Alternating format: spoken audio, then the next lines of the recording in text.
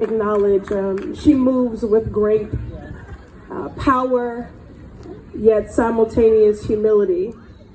And I am not being dramatic or overstating the facts to say that I would not have the honor of being a congresswoman were it not for Louisa.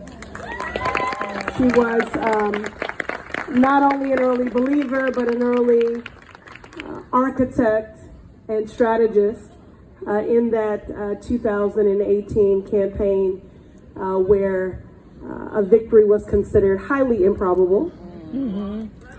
So I just want to thank Louisa, and there are other 2018 OGs here. Raise your hands.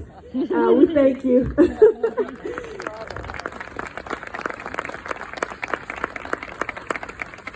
Thank you, Regine, as well, for your thought leadership, for being a nation builder, which is how I refer to every educator, pouring into our young people, emboldening them to be makers and shapers of history.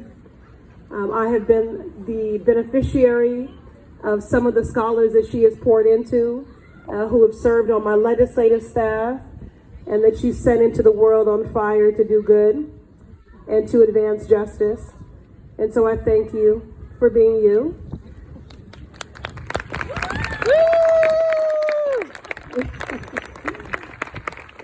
And Pastor Tom, we're just meeting, but you are my kind of pastor. Faith in action. Yes.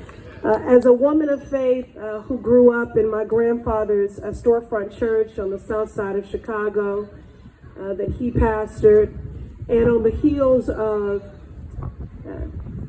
for any who are currently observing, Eid Mubarak, on the heels of Passover and Easter, and my faith tradition, what we call Resurrection Sunday, it feels good to be at a faith house in the Black church tradition. This is where we came to organize, to mobilize, to be fed spiritually and otherwise, to lay our burdens down. And so, Pastor Tom, I thank you for demonstrating faith in action. And I thank the entire Milton community for being here today.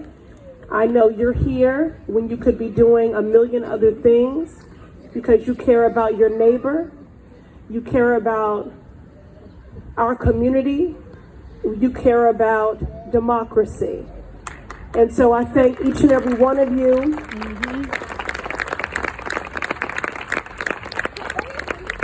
And now look, I got to be transparent about something. They got me balancing on these little stairs here.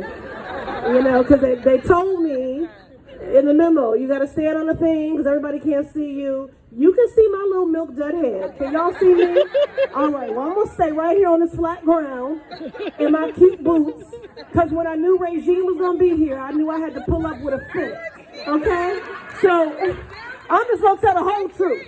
All right? I had my little Skechers sneakers in the car. I said, Regine is there. Let me put these boots on. So I'm going to stay on this ground, okay, right here. I'm with family, so I'm being a little unrefined. Forgive me. But in all seriousness, thank you all for being good neighbors. Thank you for being community builders. Thank you for being movement builders. I really appreciate what Louisa was offering in terms of a tendency to have a detached acceptance in the face of injustice, or to be complacent in the work of democracy, which is not a spectator sport, because you make assumptions about the gains that have been made that you believe will always be there. Yes. When we have plenty of evidence that gains are not guaranteed, yes. Which is why we have to fight like heck to preserve the gains that have been made and to build upon them. And I just want to really tell the whole truth and say that it is very consistent that sometimes we believe we are exceptional in the Northeast. And in that Northeast exceptionalism, that we are exempt from some of the work of draconian undemocratic, anti-everything, and everyone forces at work. Now, I'd like to think we're building a movement that will be exceptional, but we are not exempt from efforts to undermine and to thwart the work of justice.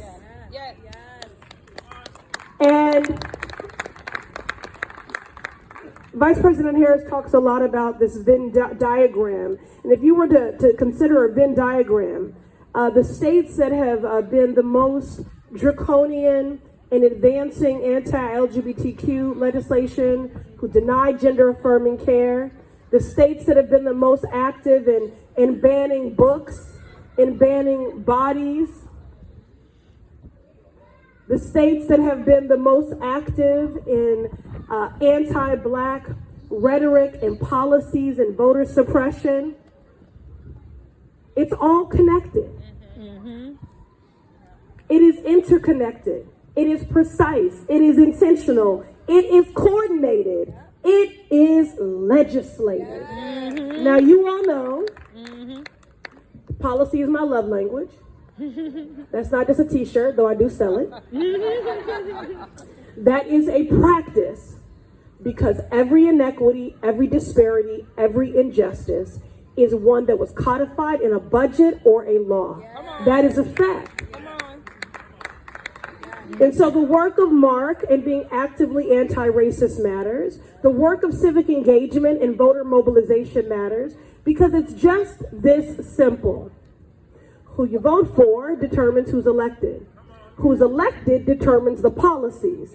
And the policies determine who lives, who dies, who survives, who thrives. Come on, somebody. Pastor, can I get an amen?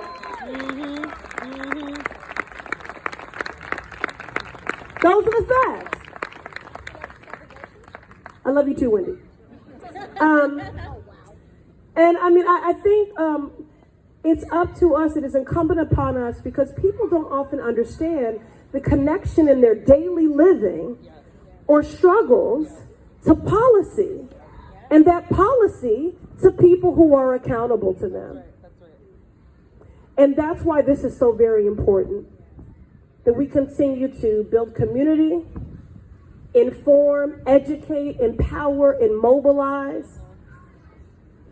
And I know this is a nonpartisan event, and so I won't be partisan, but I will say, as a Democrat, serving in the House of Representatives, currently governing in the minority,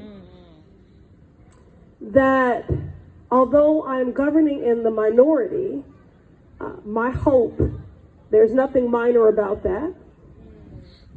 I feel emboldened in this work because I don't have the luxury of apathy or sympathy or cynicism.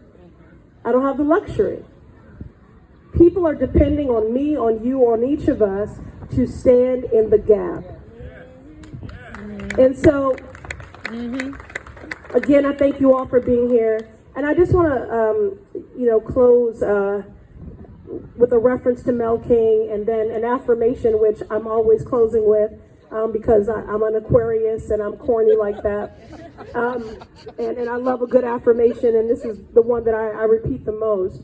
But Mel King, someone who broke ceilings, opened doors, built bridges and coalitions, credible organizer, activist, scholar, former elected. I recall him standing on a stage in his 80s, and he looked out at the crowd, and someone was holding a sign that said, "We are a nation of immigrants." And he asked them to remove the sign.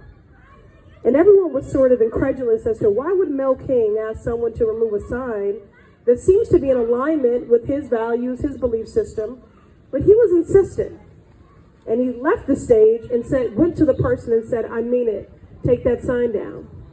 We are not a nation of immigrants. We are a nation of neighbors."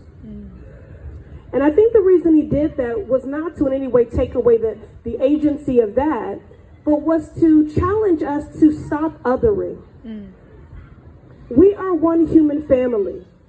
Our freedoms and our destinies are tied.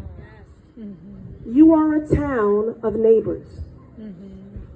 And so in the face of the layered things that we're managing, someone wanted to talk to me about mental health. I've told President Biden the second pandemic is trauma.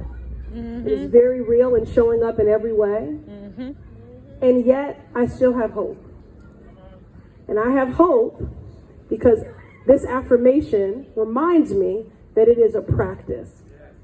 And this is an affirmation that was given to me by one of my siblings in the movement, a brilliant woman, close friend. Her name is Brittany Packnett Cunningham.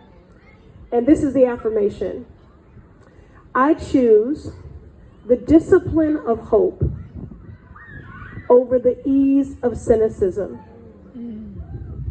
And I choose fortitude over fatalism. I choose the discipline of hope over the ease of cynicism. And I choose fortitude over fatalism. Amen.